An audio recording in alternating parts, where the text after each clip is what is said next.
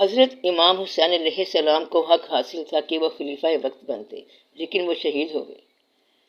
جس ذات ایزدی نے امام پاک علیہ السلام کو اس راستے سے گزارا، آپ اس ذات کو دیکھیں۔ اگر یہ آپ کا گلہ ہے کہ ان کو خلافت نہیں دی گئی اور شہادت دی گئی ہے، تو پھر تو آپ مشیت ایزدی کو سمجھ نہیں سکتے کہ حقیقت میں مشیت ایزدی کیا ہے۔ مشیت ایزدی جو ہے وہ چاہے تو مرتبوں کو رسوا کرے اور چاہے تو محروموں کو سرفراز کرے۔ یہ درمیان میں تم کون ہے؟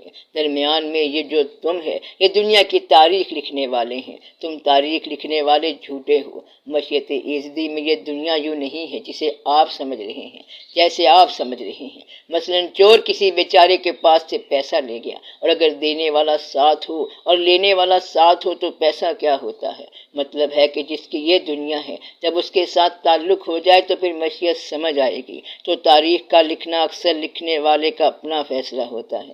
وہاں اللہ تعالیٰ کے یہاں صرف تقرب کے فیصلے ہیں اور تاریخوں کے فیصلے نہیں ہیں۔ تو مشیت تقرب کی بات ہے اور تعلق کی بات ہے۔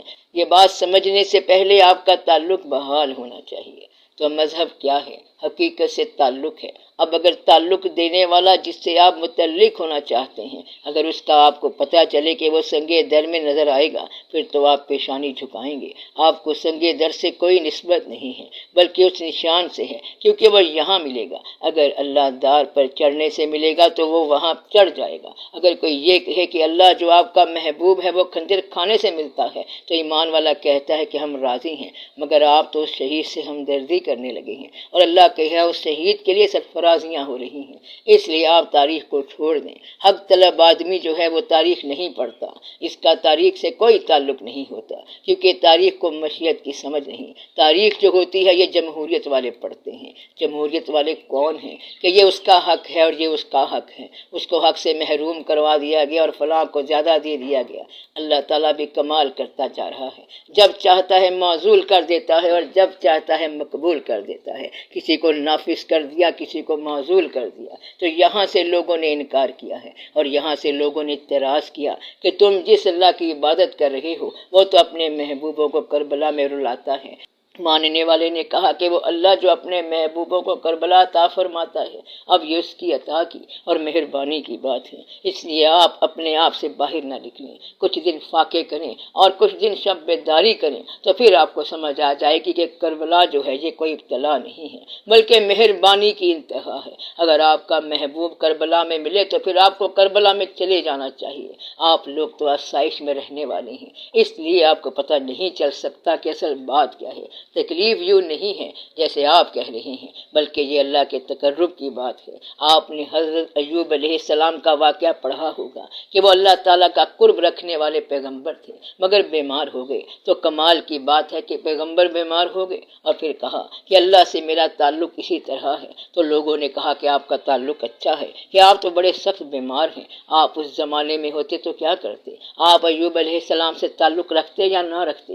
سچا تعلق یہ ہے کہ اگر آدمی سچا ہے تو وہ سچ کے حوالے سے تعلق رکھے گا۔ آپ لوگ تو صحت، بیماری، غریبی، دولت اور دوسرے اسباب کے ساتھ تعلق رکھتے ہیں، تو اسباب کی تقرب کے معاملے میں کوئی اہمیت نہیں ہے۔ تو اصل تعلق جو ہے وہ تقرب کا تعلق ہونا چاہیے۔ اہل ظاہر کو یہ بات سمجھ نہیں آتی ہے کہ اہل باطن کا مقام کیا ہے۔ دنیا دار یہ کہتے ہیں کہ اگر اللہ تعالیٰ مل جائے تو اللہ تعالیٰ سے سب چیزیں مانگو، فرعون کی طرح کی بادشاہی مانگو، دولت مانگو، یہ مانگو کہ میرا حکم نافذ ہو جائے۔ تو یہاں سے دقت پیدا ہو جائے گی۔ اگر آپ کو اللہ ان باتوں کے علاوہ دے تو پھر آپ کو اس کے پاس جانا مشکل ہو جائے گا۔ تو آپ یہ بات ضرور سمجھیں کہ مشیت میں تاریخ کا مقام نہیں ہے، دوسرے واقعات کا مقام نہیں ہے اور کچھ آدمیوں کی رائے کا سوال نہیں ہے، بلکہ یہاں اللہ کی رضا کا تعلق ہے۔ تو مشیت ایزدی رضائے الہی کے فیصلے یعنی اللہ تعالیٰ کے فیصلے قبول کرنا ہے۔ تو مشیت والا اس کا بندہ بھی ہے اور اس کا چاہنے والا بھی ہے، وہ جس حال سے گزارے اس حال سے گزر جانا چاہیے۔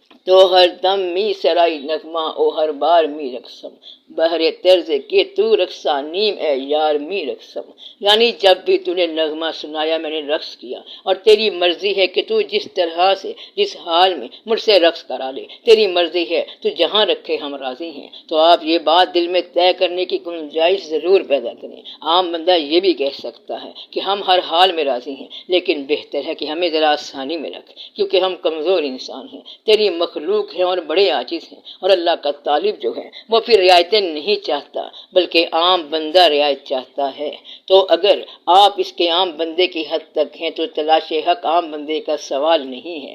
عام بندہ تو اپنی عبادت کرے اور یہ دعا مانگے کہ اے اللہ ہماری دنیا بہتر کر، ہمارا دین بہتر کر اور آگ کے عذاب سے بچا، یعنی کہ اے اللہ ہمارے بیوی بچوں کو بھی راضی رکھ اور ہمارے ماں باپ کو بھی راضی رکھ۔ تو دنیا اس وقت بہتر ہو جاتی ہے جب بیوی بچے راضی ہوں، اور آخرت کب بہتر ہوگی؟ جب ماں باپ راضی ہو گئے۔ یہ زندگی 4 دن کا میلہ ہے اور کچھ نہیں، بس آپ ذرا آرام سے گزار جاؤ۔ یہ عام آدمی کی بات ہے کہ تم پیسے جمع کرو اور سال کے بعد زکوٰۃ دے دو، اور جو یہ بات بتانے والے ہوتے ہیں وہ کبھی صاحب زکوٰۃ نہیں ہوئے، ان کے پاس جمع کرنے کا سوال ہی پیدا نہیں ہوتا، بلکہ وہ تو فاقے سے گزرتے ہیں۔ ان کے پاس جب جو پیسہ آیا وہ اللہ کی راہ میں دے دیا، جو چیز آئی اللہ کی راہ میں دے دی۔ ایک درویش نے دوسرے سے پوچھا کہ صبر کا مقام کیا ہے؟ تو دوسرے درویش نے کہا کہ صبر کا مقام یہ ہے کہ اللہ تعالیٰ اگر دے دے تب راضی، نہ دے تب راضی۔ پہلے درویش نے کہا یہ تو صبر کا مقام کوئی نہ ہوا، یہ تو عام جانوروں میں بھی ہے، اگر اس کو آپ کھانا دے دو تب راضی ہے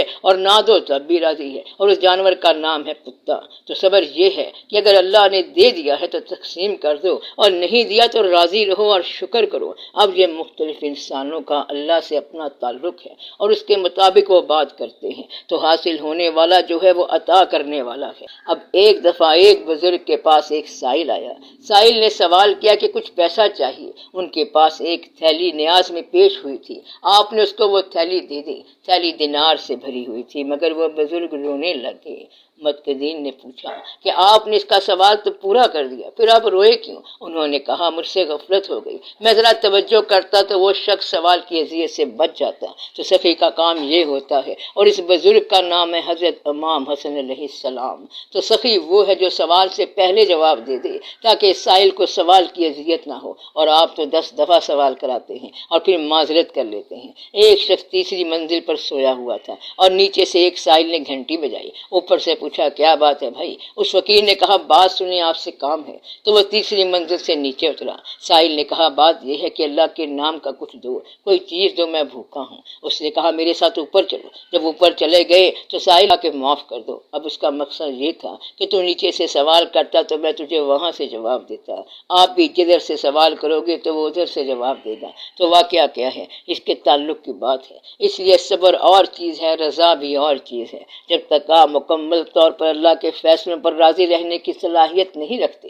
تب تک آپ تلاش حق کا نام نہ لیں، اور جتنی زندگی باقی پڑی ہے اس کو اپنے طریقے سے گزاریں۔ تو راضی رہنے والے جو ہیں یہ کم ہیں، بلکہ بہت کم ہیں، اور ان کو کم ہی رہنا پڑے گا، کیونکہ اس کے فیصلوں پر راضی رہنے والے بہت کم لوگ ہیں۔ لوگ یہ راستہ چھوڑ جاتے ہیں، میدان چھوڑ جاتے ہیں، چیخیں مارتے ہیں، فریادیں کرتے ہیں اور بہت شور مچاتے ہیں۔ تو تلاش حق کا مقام بڑا مشکل ہے۔ اس لیے عام لوگوں سے کہو کہ بس اتنا ٹھیک ہے کہ اللہ راضی رہے اور ہم بھی راضی رہیں۔ جس جلوے کا کوئی متلاشی ہے وہ اسی کا طالب ہوگا، تو وہ اللہ سے معافی مانگے اور اللہ اسے کہے گا کہ جا تجھے معاف کر دیا۔ ایک آدمی ایک بزرگ کے پاس گیا اور کہا مجھے عشق کا درس دیں۔ انہوں نے کہا چلو پھر کبھی صحیح، اب تو جانے دے۔ مگر اس نے کہا میں نے ضرور عشق کا درس لینا ہے، دل بے تاب ہے، عشق حقیقی مجھے سکھا دیں۔ وہ 10 دن وہاں پر رہا۔ 11ویں دن پیر صاحب نے جب یہ دیکھا کہ یہ بہت شور مچا رہا ہے تو اس کو چپکے سے کچھ پیسے دے دیے۔ اس نے کہا واللہ میرا یہ تو مقصد نہیں تھا۔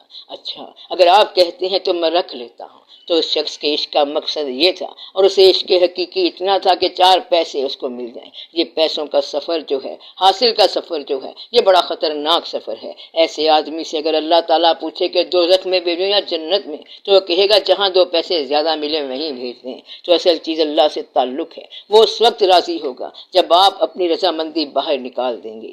رہنا ہے ہر حال میں راضی، مالک سنگ ہے جیون بازی۔ رہنے والے کا مقام یہ ہے کہ وہ حق طلبی کرے اور وہ نہ بھی ملے تو بھی راضی رہنے والا راضی رہے، اور جو ناراض رہنے والا ہے، ناراض کرنے والا ہے، دنیا کو پریشان کرنے والا ہے اور حاصل کرنے والا ہے، وہ ہر واقعیت کی اور ہر تعلق کی قیمت لگاتا ہے اور اسے پیسوں میں تولتا ہے۔ تو رضامندی یا رضائے الہی کیا ہے اور ظاہری حق تلفی کے باوجود درجات میں اضافہ کیا ہے؟ جب اللہ ساتھ ہو جائے تو طلب کیا ہے اور حق کیا ہے؟ پھر سب اس کی مرضی پہ ہے۔ حق اگر اپنا جلوہ دکھا دے تو یہی آپ کا حق ہے، اور اگر نہ دکھائے تو بھی اسے اپنے لیے بہتر سمجھیں۔ وہ مرتبہ عطا کر دے تو حق آپ کا مرتبہ ہے، اور اگر مرتبہ نہ عطا کرے تو بھی اس کی مہربانی ہے۔ وہ امیر کر دے تو دولت آپ کا حق ہے، اور غریب بنا دے تو غریبی آپ کا حق ہے۔ وہ جو کر دے حق ہے، اور جو نہ کرے وہ بھی حق ہے۔ وطن میں رکھے تو وطن میں رہنا آپ کا حق ہے، اور وطن سے باہر نکال دے تو وطن سے باہر رہنا آپ کا حق ہے۔ تو حق وہ ہے جو اللہ کہے، اور ناحق وہ ہے جو آپ کہیں۔ اس لیے میں نے آپ کو پہلے سے وظیفہ بتایا ہوا ہے کہ الحمدللہ اور استغفر اللہ ملا کے پڑھا کریں۔ استغفر اللہ اس کام پر جو آپ نے کیے ہیں، اور الحمدللہ اس احسان پر جو اللہ نے کیے ہیں۔ تو آپ کے ساتھ اللہ کا جو سلوک ہے وہ حق ہے، اور آپ کا اپنے ساتھ جو کیا ہوا ہے وہ ناحق ہے۔ آپ نے اپنے ساتھ جو ناحق کیا ہے اب اس کو نکال دیں۔ کیسے؟ استغفر اللہ کے ذریعے۔ اور اللہ نے جو توبہ کی مہلت دی ہے، شکر ادا کرنے کی مہلت دی ہے، احسانات کیے ہیں، مہربانی کی ہے، جس طرح اس نے آپ کو بچایا ہے اس پر اللہ کا شکر ادا کریں۔ الحمدللہ جو چلا گیا اس پر راضی ہو جاؤ، اور جو بچ گیا اس کا شکر ادا کرو۔ تو حق کے مسافر اور حق کے طالب راستے کے دشواریوں کا گلہ نہیں کرتے، کیونکہ یہ دشواریاں غیروں کو نظر آتی ہیں، اور حق والوں کے لیے یہ دشواریاں نہیں ہوتی ہیں، ان کے لیے تو یہ راستہ ہے۔ تو یہی وجہ ہے کہ اللہ کے محبوب وہ ہیں جو مصائب میں سے گزرتے ہوئے، بظاہر مصائب سے گزرتے ہوئے شکر کے کلمات پڑھ رہے ہیں۔ ان لوگوں کے لیے تو وہی حق ہے۔ مثلاً اگر اللہ انسان کے ساتھ ہو جائے تو پھر آتش کیا اور گلزار کیا، جس ذات کی تلاش ہے۔ اگر وہ ذات ساتھ ہو جائے تو خوف نہیں ہوتا، دوست اگر ساتھ ہو جائیں تو خوف نہیں ہوتا۔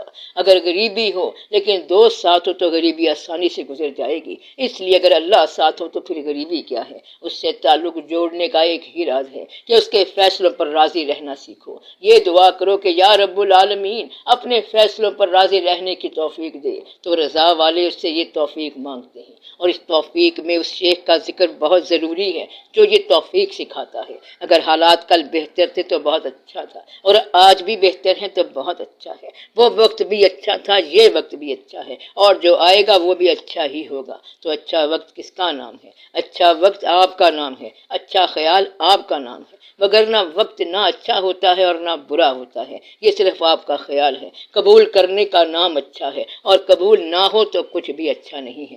بعض لوگ حج کرنے جاتے ہیں تو وہ گلہ کرتے ہیں کہ وہاں جا کے یہ تکلیف ہوئی، وہاں جا کے یہ کہیں کہ گھر والا جانے کہ وہاں کیا کرنا ہے، ہمیں کیا۔ تو آپ وہاں اپنا کام کریں، وہاں اللہ کی بارگاہ میں حاضر ہو کے حج کرنے کے دوران ادھر ادھر لوگوں کو دیکھتے رہنا دراصل اپنا وقت ضائع کرنا ہے۔ لوگ جانے اور لوگوں کا رب جانے، تو اپنے رب کو راضی کر، ورنہ ایسا سوچنے سے عام طور پر یہ ہوتا ہے کہ انسان کی توجہ ہٹ جاتی ہے، اور پھر انسان سوچتا رہ جاتا ہے کہ میرا حق کیا ہے اور دوسرے کا حق کیا ہے، تو وہ دوسروں کے حقوق کی بات کرتا ہے مگر اپنے حق کی طرف توجہ نہیں کرتا۔ تو حق کیا ہے؟ اللہ جو چاہے صرف وہی حق ہے۔